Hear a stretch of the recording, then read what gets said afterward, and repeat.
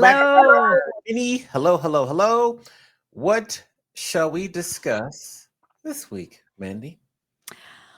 Well, we've been on the road, Amani. So Yeah. I almost feel like, we learn all these things when we're on the road, but sometimes we don't share them with each other or we don't take action on them. So I think if you're cool with it, I think I should talk about a conference I just went to last week, and you should talk about your takeaways from a conference you went to. What do you think? Let's do it. I am cool with it. You were in Northern California, San Francisco area. I was in Albuquerque, New Mexico. So my first time Mhm. in New Mexico. Maybe let's go back and forth. Share where you were and maybe one of your first takeaways, and then we'll just kind of go back and forth like a tennis match or now like a pickleball match. But Pickleball match. I love it. let's Okay, go. I was in San Francisco at the at Convene, which is a standalone venue, and it's brand new in San Francisco. There's these Convene venues all over the country, but San Francisco, it used to be Macy's. It was a Macy's men's department, and they converted it to it's a two-level event space and totally tech enabled. Lots of really cool spots, little break areas. It was really well done, and it was in the heart of San Francisco. So downtown San Francisco, which, I think both of us, we've seen. You and I were there in June a couple years ago, and Yes. I've been back quite a bit, and they had some trouble with safety and homelessness and robberies. I will say I felt much safer there this time Okay. around. So Okay. my takeaway is I'm much safer. My other takeaway is I loved Convene. I thought they did a really, really good job. So the conference is ACE. It's the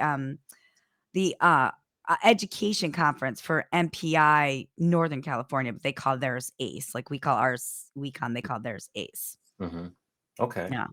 So that's where you were. Go ahead. Yeah, where were you? So tell me about where you were and your takeaway from your destination. Yes. So my destination was Albuquerque, New Mexico. I went there for the National Speakers Association Thrive meeting, which is their winter conference.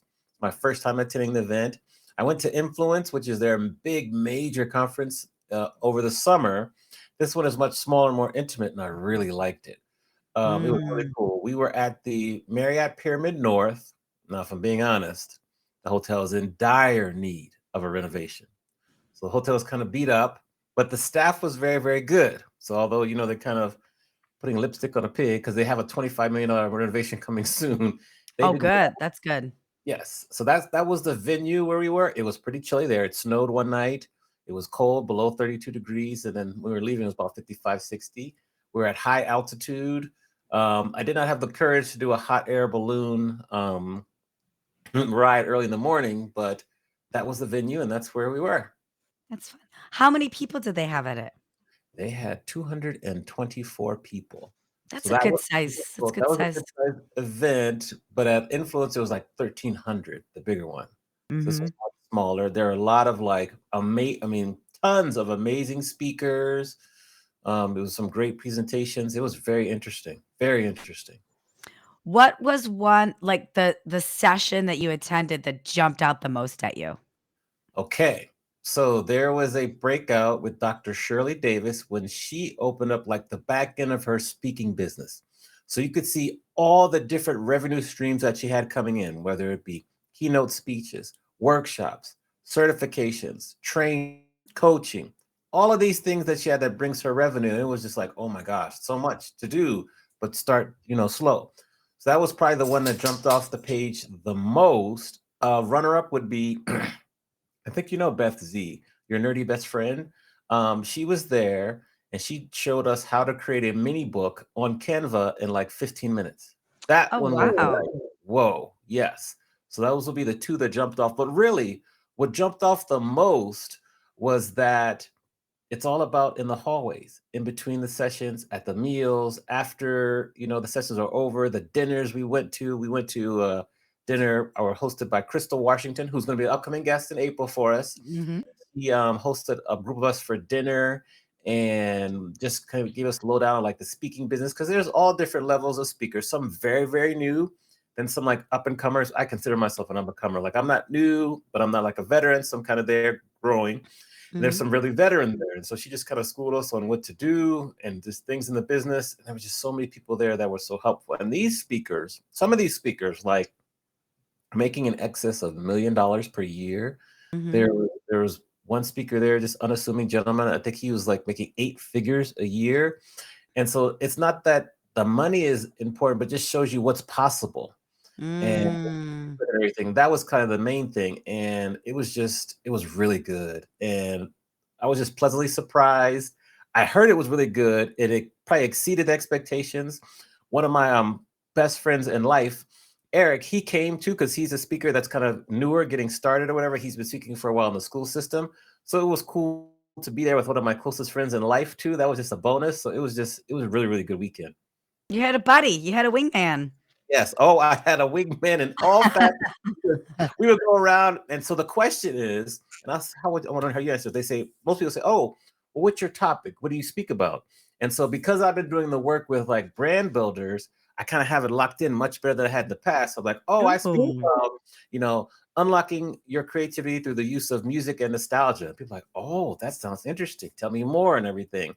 And so it just it's cool. It was cool. I'm trying to think what else, but that's kind of what jumps off the page right away. And then I'll also say this, like, as a member of NSA, you have access to this vault, and it's a Mm. vault of all these different presentations that have been done for like every conference, probably since like 1999 or 2000. Wow. There was a consistent theme about there is gold in the vault that you need to go back and watch these things. Like for me, that's why I'm going to be like a student of yours because sales is a huge focus for me because I've fallen off. I was such a wake up call the other week when you were like, well, have you sent a note or talked to someone who maybe you did an event for in 2021? I was so embarrassed. Oh, I haven't. And I used to be so good at sales. I used to be like really, really good, and I just You fall were the off leader, the sales leader of all the leaders. and won Yeah. awards and everything.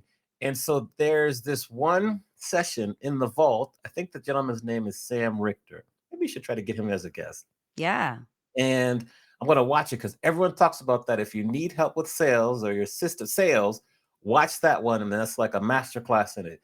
So I'm really excited to find that one and watch it because, and there's just tons of other content. Like the one thing they did that was really, really good, they did many things, but at the beginning of each session, like say you have a general session, it starts at 9. So at 9 o'clock, they start the session, but they show a video clip, probably 3 to 5 minutes of an old session from the vault, and it captures your attention. You're like, oh, Mm. I need to go back and look at this. And they did that consistently throughout the whole conference. So you saw like maybe, I think it was like maybe 6 or 7. You're like, oh my, I need to like watch that. Or I got to watch that. It was really effective way to both market the vault, but also capture attention so you're focused and ready for the next session. It was very clever. I've never seen anyone do it this way. It was very clever the way they did that. I was really impressed. So, I like how they're tying together a callback and mm, a resource that I'm sure they've taken a lot of time to digitize and put yeah, together. So I think yeah, that's really smart. yes. Now, what were some of your big takeaways? What was your favorite session at ACE? Well, I want to go back to something you said that I think is really important about the hallway experience, the meal experience, the after the sessions, because I think a lot of times at all conferences, you go to the conference and then immediately when it breaks, you like go check emails or you go back to your room Right. or you just disappear. And I think it's really important if you are going to take time out of your day, out of your work, out of all of this, it's so important to maximize your time there. And part of maximizing your time there is how are you connecting with people in the foyers? How are you connecting with people on those breaks? And so I'm glad to hear that you saw the magic in that. But I just want to remind our listeners of, don't just disappear into your phone on the break. It's just when you're waiting in line for the elevator, keep your antenna up and look around. Who can you connect with? Who can connect with you? It's not all about you connecting with somebody. It's what do you have to offer somebody else? Like you may be chatting with somebody that's an up and comer that may need, they may need to bend your ear for a couple of minutes. Yeah. It's about your giving and getting and those in between moments are really important. So I'm glad to hear that you saw that. So thank you for bringing that up. Yes. You're welcome. Yeah. Yeah. So Ace was awesome. It was a 2-day event and it was um, I think the thing that jumped out at me, Michael Dominguez spoke, he's the CEO of Alhi. He's always so powerful and he did all the stuff with his slides and the data that he normally does. But he talked a lot, which was a really good reminder of this year. Not only do we have the elections for the United States, but it's a super election year for many different countries. And we have to pay attention, not just to the United States, to all the different countries. So I think that was just a really good reminder of like, I think in the United States, we tend to be kind of narcissists in that way. Like, it's just about us only, but like, there's some world implications that are happening for elections this year. So I thought that was really helpful and a good reminder. Mhm. And then, he just talked a lot about level setting expectations. He talked about the Olympics being in France and how in the summer, whenever the Olympics are in one part of Europe in the summer, it puts stress on other parts of Europe in the summer and it changes how you source meetings or travel.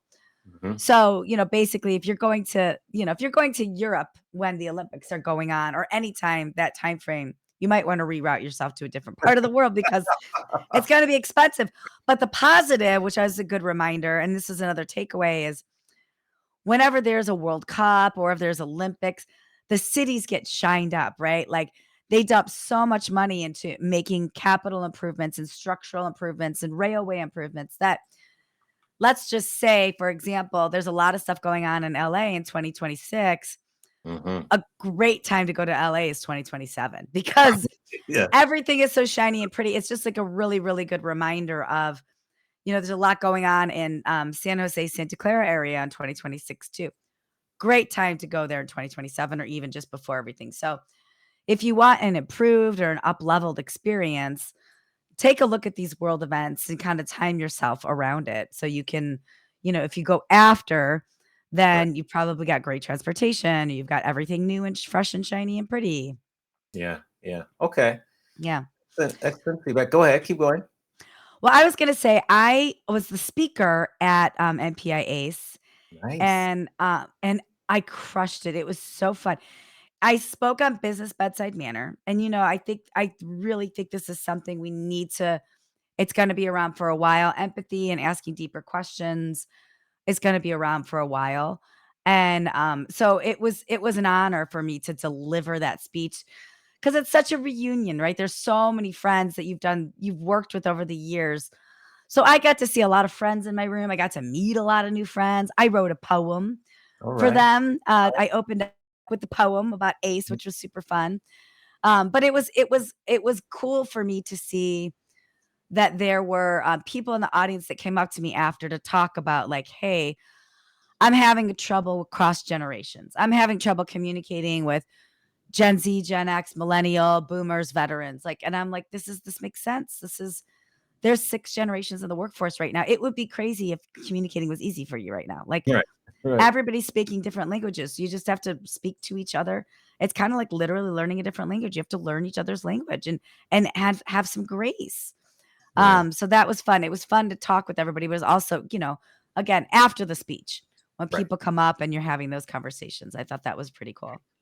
So let me ask you, how do you handle business cards at the events now? Do you still take your business cards? Do you have a digital one? How do you connect? Because one of the challenges that as you connect with people, you're trying to remember, what do we talk about?